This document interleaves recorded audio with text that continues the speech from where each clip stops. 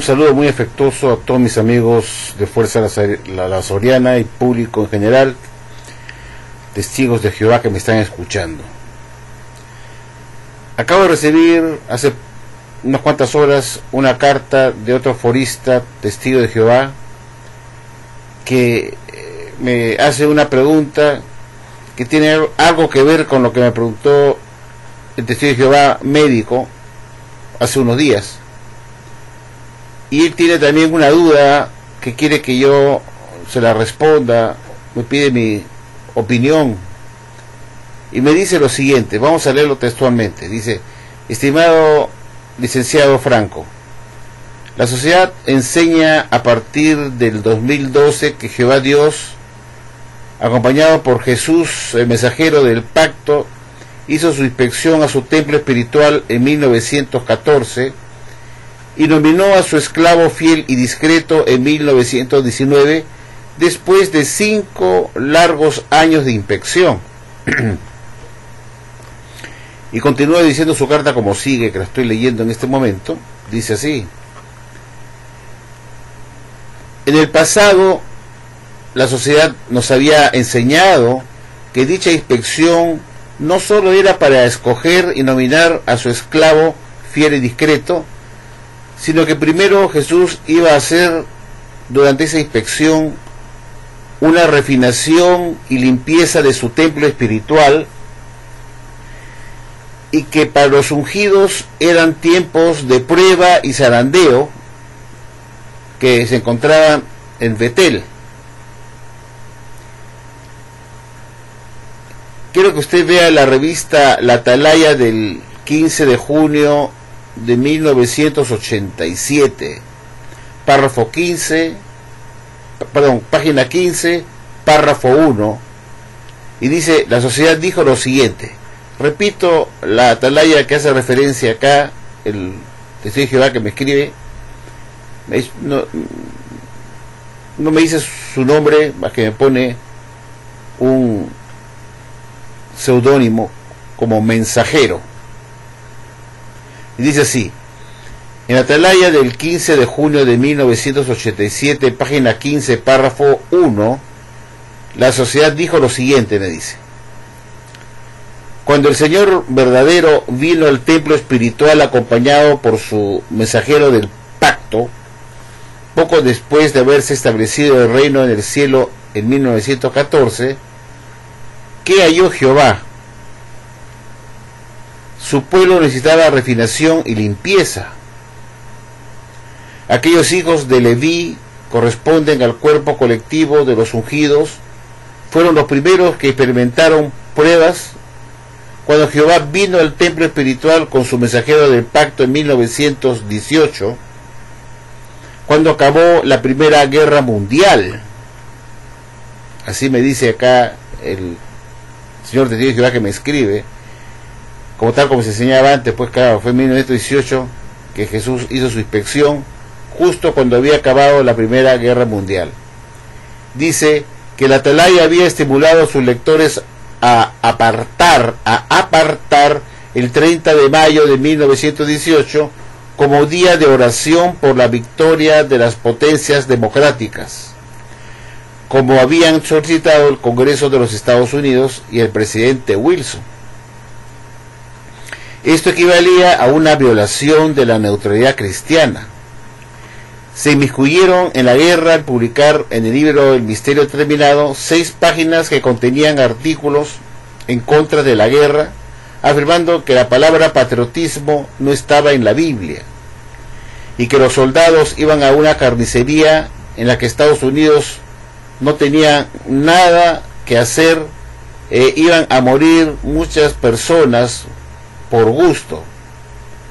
El gobierno americano acusó a estos 8 miembros encargados de la redacción y publicación de la revista La Atalaya y demás libros de sedición y traición, y fueron condenados a 20 años de prisión, cada uno de ellos el 4 de julio de 1918.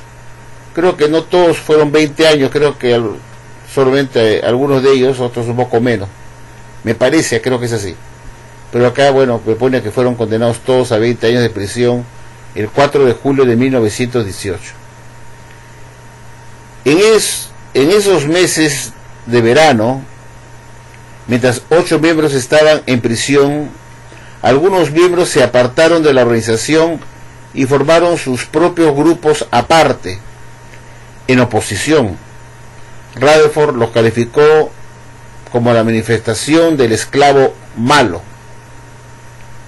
En marzo de 1919, Rutherford y sus 7 compañeros presos fueron liberados de prisión bajo fianza y más tarde exonerados de sus cargos. Luego pidieron perdón a Dios por sus pecados y transgresiones, y Dios los perdonó, y Jesús los nominó como su esclavo fiel y discreto en 1919. En la atalaya del 16 de julio de 2013, página 12, párrafo 8, la sociedad dijo lo siguiente, señor Lavasori, y dice así: tras la muerte de Russell en octubre de 1916, surgieron graves desacuerdos internos. 4 de los 7 miembros de la junta directiva de la corporación Watchtower Bible and Tract Society se rebelaron contra la decisión de que el hermano Rutherford estuviera al frente de la organización. Intentaron causar divisiones entre los hermanos, pero en agosto de 1917 fueron echados de Betel. Una limpieza en toda regla, dice esta atalaya del 15 de julio de 2013, página 12, párrafo 8. 15 de julio de 2013, página 12, párrafo 8. Él está leyendo lo que dice la atalaya, no son sus palabras, sino está leyendo lo que la Watchtower puso en esas atalayas. Esta es mi pregunta, señor Lavasori. Si lo que dicen estas atalayas, eso es lo que pregunta él ahora, si lo que dicen estas atalayas leídas son la pura verdad, ¿por qué entonces haría Jesús una inspección en 1914 en lugar de 1918 como se enseñaba anteriormente, para hacer una refinación y limpieza de su templo?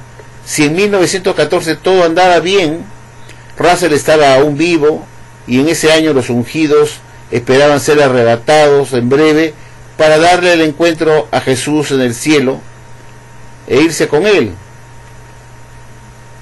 Además, tal como dice una de estas atalayas que le he mostrado, los ungidos todavía no habían pecado, rompiéndose su neutralidad cristiana, inmiscuyéndose en la guerra a partir de 1918, cuando pidieron que se orara por la victoria militar de Estados Unidos en la revista Atalaya en el mes del 30 de mayo de 1918.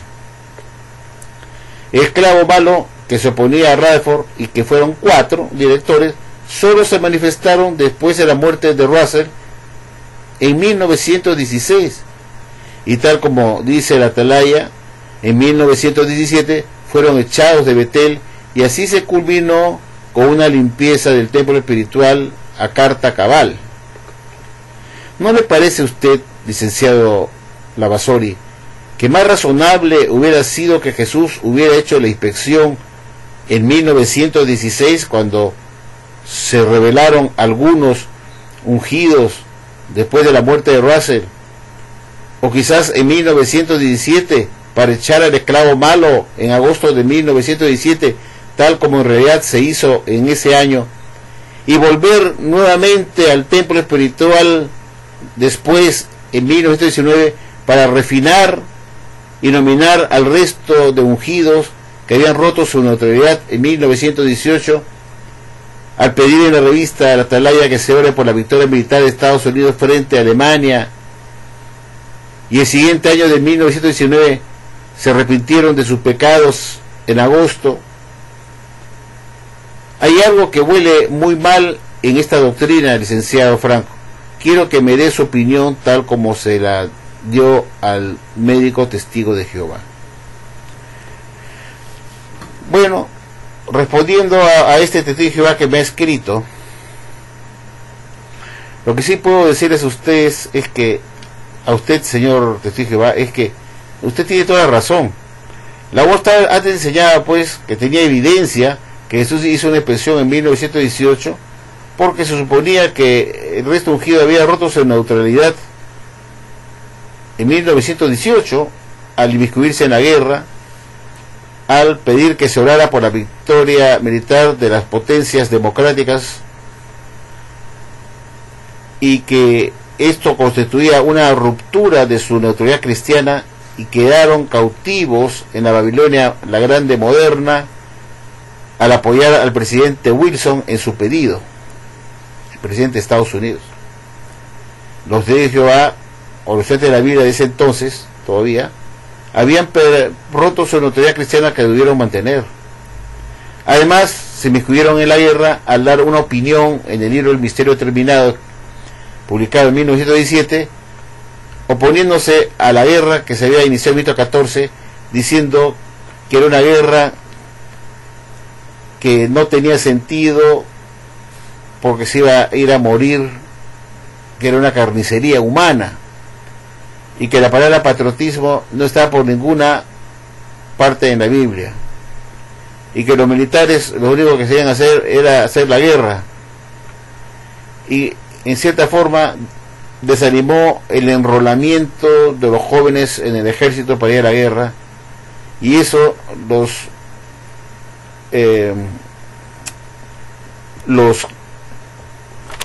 llevó a ser calificados como sediciosos y traicioneros, y los condenaron pues por sedición y traición a 20 años de prisión a los 7 directores de la sociedad más el juez Rutherford. Fueron 8 que fueron a prisión. Por eso se señala que fue en 1918 la inspección, para poder hacer un periodo de refinación y limpieza de ese resto ungido que había transgredido, había roto su neutralidad y había entrado en cautiverio de Babilonia la Grande. Y nos decía que en 1919, al salir de prisión por fianza y después declarados inocentes, ellos, en una asamblea que se celebró en agosto de 1919, creo que fue en Ohio, Cedar Point, dice que pidieron perdón a Dios de sus transgresiones pasadas y que Dios los perdonó y Dios los acogió como su esclavo fiel y discreto. Bueno, así versaba la enseñanza que se daba antes que se hiciera el cambio de la fecha de inspección de 1918 a 1914. Pero al cambiarla de 1914, la cosa se pone pues un poco extraña, porque se supone que esa labor de inspección era para refinar y limpiar al templo espiritual. Entonces, ¿qué tenía que limpiar Jesús en 1914 si todo andaba bien en la sociedad? Y solo se manifestó pues el esclavo malo a partir de 1919, cuando murió el juez, el pastor Russell, y 4 directores se opusieron a que Rutherford tomara las riendas de la organización, se pusieron en contra, y Rutherford pues lógicamente los calificó a ellos como el esclavo malo. Claro, siempre el que gana es el que tiene la última palabra para calificar. Y como él fue que ganó, los llamó al resto el esclavo malo. Pero si hubieran ganado los 4 que se opusieron y lo hubieran echado a Rutherford de la sociedad, estoy seguro que de repente esos 4 directores se hubieran llamado a Rutherford y sus directores echados como el esclavo malo. Todo depende de quién se queda en la sociedad, quién gana y quién pierde. Así siempre en las guerras, el que gana, el vencedor, es el que dice: nosotros fuimos los buenos, los otros son los malos. Así es, esa es la potestad del que ganó la guerra, pues. Y en este caso hubo una guerra interna, un cisma, y obviamente Rutherford, muy astuto, muy inteligente, con un grupo de fieles seguidores de él, logró echar a los que se oponían a que él tomara la presidencia. Claro, una vez echado, él los llamó el esclavo malo. Así es muy fácil. ¿Quién llama esclavo malo a quién? ¿quién llama esclavo? Sí, ese mismo Rutherford, que fue un super esclavo malo, un borracho, un hombre que hablaba malas palabras, un hombre que era un tirano, no tenía piedad.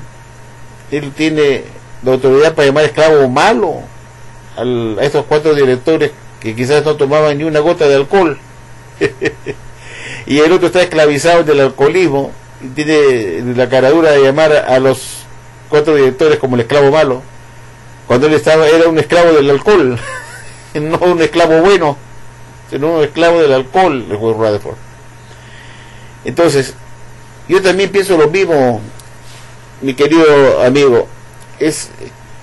Yo me pregunto, ¿para qué Jesús tenía que hacer una inspección de su templo espiritual en 14, si todo andaba bien? No había nada que limpiar, ni purificar, ni nada que hacer en ese asunto. Los ungidos no habían roto su notoriedad cristiana tampoco, porque en 1914 recién empezaba la Primera Guerra Mundial. Entonces no había razón para que Jesús hiciera una inspección,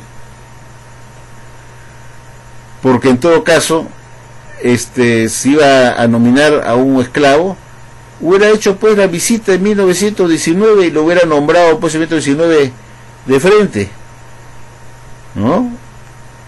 Y yo no entiendo, bajo mi lógica y mi poca inteligencia que pueda tener, mi criterio, que la Watchtower humanice a Jesucristo, es decir, le dé una capacidad intelectual, una capacidad mental de una persona común y corriente, como cualquier humano insignificante. ¿Acaso Jesús, que todo lo sabe, que todo lo ve, que tiene la ayuda de su Padre Jehová, tendría que hacer una inspección que iba a durar 5 años, de 1914 hasta inicio de 1919? ¿Tiene eso sentido? Lo ponen a Jesús como si fuera un auditor de rentas internas que va a inspeccionar todos los libros y le dan un escritorio ahí en Betel para que se pase 5 años inspeccionando a la sociedad Watchtower. Jesús no tenía que perder 5 años haciendo una inspección. Si tenía que votar a alguien, lo más lógico hubiera sido visitar la Watchtower en 1917, que dicho paso nadie lo ha visto a Jesús en 1914 hacer una visita a Betel. Nadie ha dado testimonio de haber visto a Jesús hacer una inspección. Nadie se enteró que Jesús hizo una inspección que duró 5 años, de 1914 a 1919, porque no hay ningún artículo en la literatura antigua de esa época que diga que Jesús hizo una inspección que duró 5 años, que empezó en 1914 y terminó en 1919. De lo contrario, si esto fuera cierto, que Jesús hizo una inspección en 1914 y duró hasta 1919, lo más lógico, con 2 dedos de frente, es que esto hubiera sido una notición para poder publicarlo en Atalaya de 1914, o en un libro del pastor Russell de 1914, anunciando que Jesús había hecho una visita a la ciudad de Watchtower cuando él era presidente, todavía estaba de presidente. Pero el pastor Russell nunca habló de que fue inspeccionado ni que recibió una visita de Jesús en 1914 para hacer una refinación y limpieza. No hay ningún escrito, ningún libro antiguo de la sociedad que haga referencia a esa famosa inspección que Jesús hizo en 1914 a 1919. No hay ningún testimonio de ningún estudiante de la Biblia que lo vio Jesús hacer una inspección en 1914 y que duró hasta 1919. Nadie lo vio, nadie se enteró y nunca se publicó que Jesús hizo una inspección durante ese periodo. Parece que la Watchtower recién se enteró en el mes de agosto de 2012, en agosto de 2012, cuando dio su reporte anual en el Teatro Stanley y habló sobre esta doctrina de la inspección. Mencionó por primera vez que esta se realizó en 1914 y duró hasta 1919. Esto demuestra pues que todo esto es un mito, porque de lo contrario, ¿por qué no lo hubiera anunciado la Watchtower en 1914 en su atalaya o en cualquier libro que Jesús ha hecho una inspección ese año? Se hubiera enterado inmediatamente que estaba inspeccionando y lo hubiera publicado, lo hubiera anunciado, es lo más lógico que hubiera hecho, porque hubiera sido una notición. Y hubiera sido un orgullo para Watchtower poder decir eso, porque así la encumbraba como la única religión que tiene la visita de Jesucristo, y no la demás. Sin embargo, no hay ninguna mención de ninguna inspección que hiciera Jesús en 1914 y que duró hasta 1919, y tampoco hay historias de la Biblia que sirvieron de testigos oculares o auditivos de la visita de Jesús. Y eso demuestra pues que todo esto es un mito, pues siempre lo he dicho, es un mito, esto de la inspección. Pero si lo damos por cierto, cosa que lo negamos totalmente, pero vamos a hacer un supuesto negado. ¿Por qué Jesús tenía que hacer una inspección en 1914 y se iba a demorar 5 años como si fuera un ser humano de carne y hueso con limitaciones humanas, que tendría que esperar 5 años para saber quién es su esclavo fiel y discreto, cuando Jesús ya no sabía si es que realmente este era su esclavo fiel y discreto? Jesús ya lo debe haber sabido desde los cielos, y solo le tocaba a nominarlo con una simple visita, de 5 minutos, y nominarlo como su esclavo en 1919. Es decir, hacer la visita en 1919, después que salieron de prisión, que dice que les pidieron perdón a Dios por sus transgresiones. Seguramente si le pidieron perdón a Dios y a Jesucristo, Jesucristo pues a escuchar que se habían arrepentido, tal como dice esta atalaya, que ellos pidieron perdón a Dios en 1919 cuando salieron de prisión en una asamblea de Cedar Point, Ohio, en agosto de 1919. Lo más lógico es pues que Jesús, al ver que se habían arrepentido, Jesús podría haber dicho, bueno, ya que se han arrepentido, los perdono y los nombro como mi esclavo fiel y discreto, para que de hoy en adelante se conduzcan en forma correcta, no violen su neutralidad y anuncien las buenas nuevas a las naciones, ¿no es cierto? No tenía por qué estar 5 años impresionando. ¿Qué? ¿Impresionando qué? ¿Qué ha hecho Jesús 5 años, perdiendo tiempo 5 años en la tierra, haciendo una inspección? ¿No se dan cuenta que esta es una doctrina para babosos? Imagínense poner a Jesucristo en una condición de un humano mortal, común y corriente, que necesita sentarse en un escritorio y estar revisando todo para saber qué cosa estaba enseñando a la Watchtower, como si él no lo supiera, si era el que daba elemento espiritual. Esta religión realmente, sus doctrinas son realmente fácilmente desmontadas, desenmascaradas. Se pone en evidencia que es una religión falsa, que sea estupideces como doctrina, puros mitos y fábulas.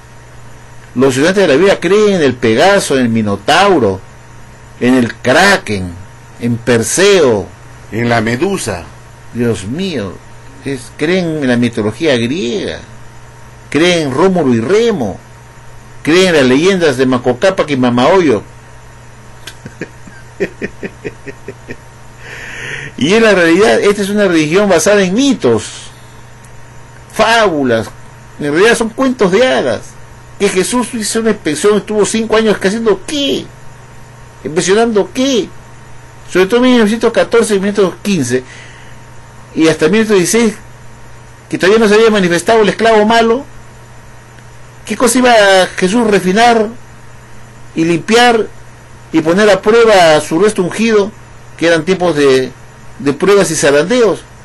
¿Qué cosa iban a poner a prueba si todavía no habían mostrado su careta esos 4 directores que supusieron a Rutherford, que fueron catalogados como el esclavo malo?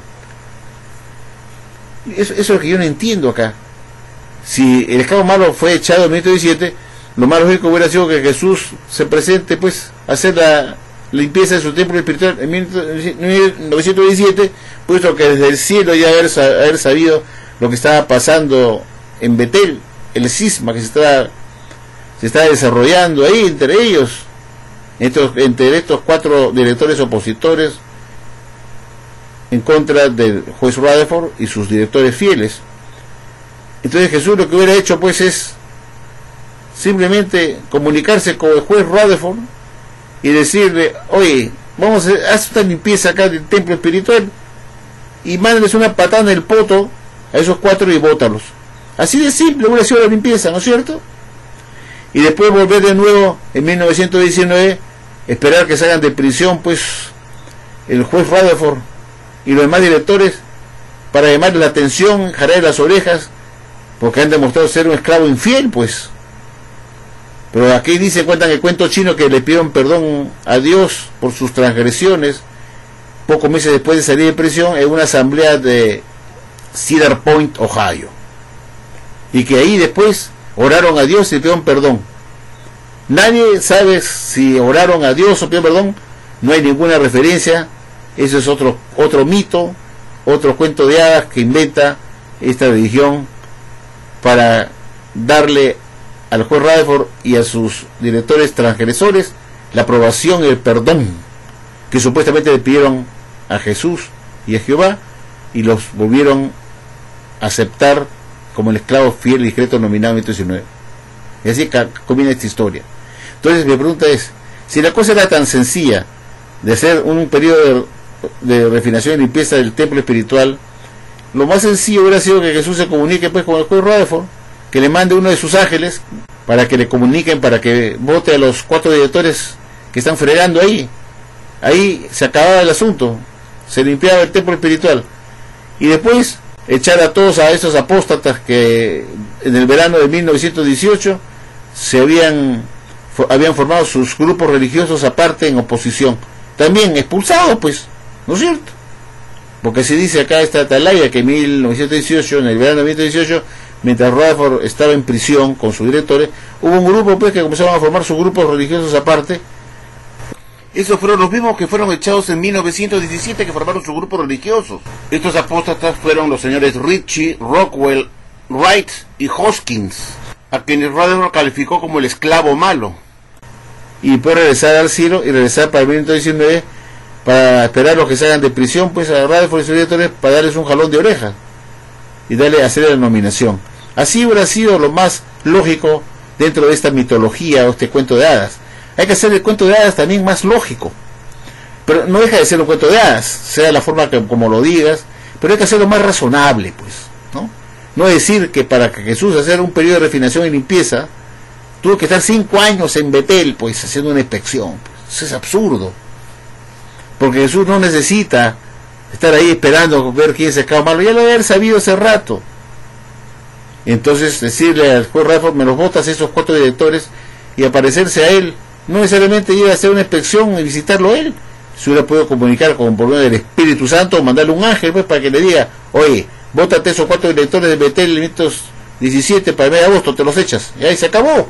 No le hubiera tomado más que 5 minutos.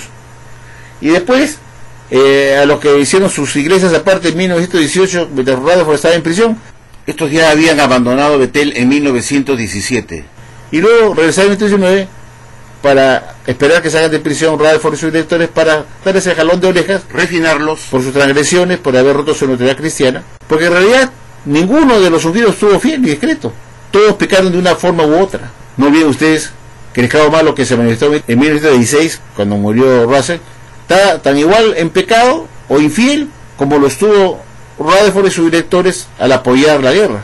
En realidad, cuando Jesús hizo una inversión, si es que lo hizo en 1914 hasta 1919, todos estaban infieles e indiscretos. No había esclavo fiel y discreto, porque todos estaban en pecado de una forma u otra. Tanto el esclavo malo que se puso a Rutherford en 1916, que la vuestra lo llama como el esclavo malo, como el mismo Rutherford y sus directores que apoyaron la guerra y rompieron su neutralidad en 1918, estaban en pecado. Por eso yo digo, ¿cómo pudo Jesús hallar un esclavo fiel y discreto en 1914 al 1919, si estaban en pecado? Por eso la Guasta dice pues que el pueblo de Dios estuvo dentro de la Babilonia la grande moderna, que es la organización de Satanás, desde el siglo II hasta 1919. Lo dice la atalaya de 2016, creo que es de mes de septiembre, que el cautiverio babilónico en que estuvo inmerso el pueblo de Dios duró desde el siglo II hasta 1919, en que recién salió de la organización de Satanás en 1919. Y esto concuerda pues con lo que dice esta atalaya, que el resto ungido en 1919 al salir de prisión pidieron perdón a Dios por sus pecados, y Dios los aceptó nuevamente como sus hijos y los nombró como su esclavo fiel y discreto. Entonces, ¿cómo pudo Jesús hallar un esclavo fiel y discreto? Durante su inspección de 5 años y durante todo ese periodo estaban todos en pecado. Pues hay cosas pues que es fácil demostrar que esta religión es falsa, que cuenta mitos. La selección del esclavo fiel y discreto es un mito, es un cuento de hadas, una fábula. Por eso digo que los de Jehová creen en muchas fábulas. Otro mito es la segunda parucía invisible de Jesús en 14. Es un mito, eso no es verdad.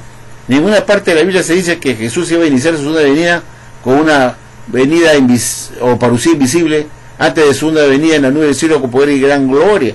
No hay ninguna parte que diga que Jesús iba a iniciar esa venida en la nube del cielo con poder y gran gloria de Mateo 24:30 con un inicio de una segunda parucía invisible. No hay ninguna parte de la Biblia que diga eso. Todo es una invención. Esta religión es puro mito. Ahora, contestándole a este señor que me acaba de escribir y preguntar, su pregunta es excelente y está totalmente bien enfocada la pregunta. ¿Por qué Jesús vendría en 14 a hacerle una inspección? Que es, como antes nos decían, que esa inspección era un periodo de refinación y limpieza del templo espiritual porque estaba contaminado. Entonces, ¿para qué hizo Jesús una inspección su inspección en 14? Si todo andaba bien en la ciudad Watchtower y estaba vivo todavía el pastor Russell, y el esclavo malo recién se manifiesta después de su muerte en 1916. En todo caso, hubiera venido a partir de 1916, no para estar 3 años seguidos ahí, sino para hacer una visita rápida, botar al esclavo malo, limpiarlo, es la sociedad del esclavo malo, sacarlo. Para ello no necesitaba estar todo el año metido ahí, ¿no? Solamente una visita inmediata, decir, bueno, fuera acá. Y luego regresar al 19 para refinar al juez Rutherford con sus directores que también estaban en pecado. Todos estaban en pecado. Eso hubiera sido lo más lógico, hacer visitas rápidas. Pero que me diga que la inspección duró 5 años, eso no se lo cree ni un niño de 5 años. Y menos que lo pongas a Jesucristo como un humano con limitaciones humanas, con incapacidad de un ser superior como es Jesús. Es decir, Jesús tenía mucho poder, ya por ser hijo de Dios, no necesitaba hacer ninguna inspección y mirar como si fuera un ser humano que tenía que esperar mucho tiempo, no. Jesús ya de los cielos sabía quién era fiel y discreto y quién estaba poniéndose a la obra. Era cuestión que hiciera una visita relámpago y diga, ustedes 4 se me largan, y luego regresar al 19 para darle un jalón de orejas a Rutherford y sus lectores. Eso es todo. Eso hubiera consistido en la limpieza y refinamiento del templo espiritual. Una visita rápida, 2 visitas de Jesús al templo. Me sacas a estos 4 de acá, que están haciendo problemas, y luego regresar en 1919 para darle un jalón de orejas a Rutherford y sus lectores cuando salieran de prisión por haber roto su notoriedad cristiana. Así de simple. Y ahí hubiera acabado todo, y lo hubiera nominado con su propio fiel y discreto. No le hubiera tomado en ambos casos más que un par de horas. ¿Se dan cuenta? Inclusive no hubiera sido necesario que haga ninguna visita a su templo espiritual, mandar a sus ángeles nomás para que hagan el anuncio, para que tomarse el trabajo de ir, o usar pues el Espíritu Santo pues por medio de telepatía, dar el mensaje al señor Rutherford para que eche al esclavo malo en 1917 los botes de patadas. Sí, es cosas que uno cuando razona te das cuenta pues que la agua está enseña estupideces, babosadas. Después otra persona que estuve conversando por Skype me dijo algo también muy interesante, ¿no? Que tiene que ver con el texto de Revelación capítulo 12 versículo 7. La Watchtower enseñó respecto a Revelación capítulo 12 versículo 7 que habla pues que una guerra estalló en el cielo. Miguel y sus ángeles combatieron con el dragón, tuvieron una guerra con las huestes satánicas y fueron echados a la tierra. Eso es Revelación 12:7. La atalaya del 1 de julio de 1990, 1 de julio de 1990, en la página 26, párrafo 8, bajo el título Nace el Reino, la sociedad Watchtower explica que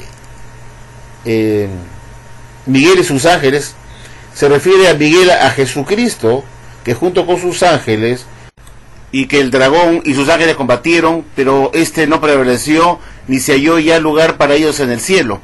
Entonces, ¿se imaginan ustedes la ocupación que tendría Jesús en 1914 de estar peleando con Satanás y sus huestes demoníacas? Que es una empezó en 1914 y Satanás fue arrojado a la tierra a partir de 1914. ¿Se imaginan lo ocupado que estaría Jesús en 1914 con esta guerra, con las huestes demoníacas peleando contra ellos, para que Jesús tuviera que compartir esa labor con hacer una inspección a su templo espiritual y quedarse ahí en 1914 haciendo una inspección que duró hasta 1919 y que se inició en 1914. Entonces, ¿quién hizo la guerra? ¿Quién hizo la guerra con con las huestes demoníacas de Revelación, capítulo 12, versículo 7? Si Jesús estaba haciendo la inspección a su esclavo o a su templo espiritual desde 1914 hasta 1919, inspeccionando. Y por el otro lado me dice la Watchtower que en 1914 Miguel, que es Jesús, emprendió la guerra contra las huestes satánicas, con las huestes demoníacas. ¿Cómo? No, Jesús no creo que podría estar en dos lugares a la vez, ¿no? Por un lado estar en Betel inspeccionando hasta 1919, y por otro lado en 1914 también haciendo la guerra en el cielo, Miguel y sus ángeles peleando contra el dragón. Hay algo pues que no anda bien, o estaba haciendo una cosa o estaba haciendo la otra, ¿no?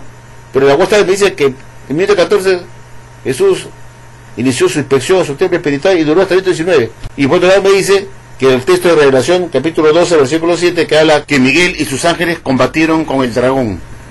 Y el dragón y sus ángeles combatieron, pero este no prevaleció ni se halló lugar para ellos en el cielo. Y que Satanás pues fue arrojado a la tierra. Y entonces acá hay algo pues que uno se pregunta, o Jesús estaba impresionando su templo espiritual en 1914 hasta 1919, o estaba haciendo la guerra a los demonios como el arcángel Miguel. ¿Cuál de los dos estaba haciendo? Porque dice pues que el texto de Revelación 12:7, Miguel, que es Jesús, estaba en guerra con las huestes demoníacas. Pero por otro lado me dice que estaba haciendo la inspección y que se había quedado allá en su templo espiritual hasta 1919. Esta región no tiene ni pies ni cabeza. Bueno, yo agradezco a la persona que me ha escrito esto, y también quiero que los de Jehová que me están escuchando mediten un poco pues en lo que sea en la Watchtower. ¿Quién estuvo haciendo la guerra a los demonios de Revelación 12:7? Mientras Jesús estaba haciendo su inspección a su templo espiritual en 1914 hasta 1919. Entonces uno dice, caramba, ¿en qué quedamos?